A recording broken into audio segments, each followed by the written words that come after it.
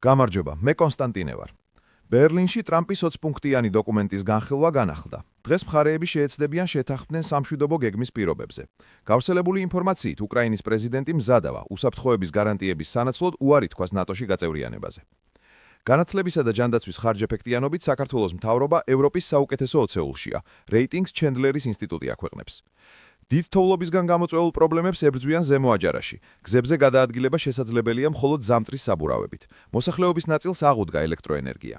მეორე ტურის მოლოდინშია საქართველოს ადვოკატთა ასოციაცია, რომელიც ორ კვირაში გაიმართება. კენჭისყრის შედეგად მეორე ტურში გადავიდნენ ირაკლი ყანდაშვილი და ირაკლი ჩომახაშვილი. შეერთებული შტატების უზენაესმა სასამართლომ უარყო მოთხოვნა გაეუქმებინა ერთნაირსქესიანთა ქორწინების ლეგალიზაციის გადაწყვეტილება. სადღესასწაულო დღეების მოახლოვებასთან ერთად გარემოს დამცველები კონტროლს ამკაცრებენ. სატყეო სააგენტო მოსახლეობას სანქციებს ახსენებს და მოუწოდებს გამოიყენონ ხელოვნური ნაძვის ხე. ამ დროისთვის სულ ეს იყო შეხვედრამდე.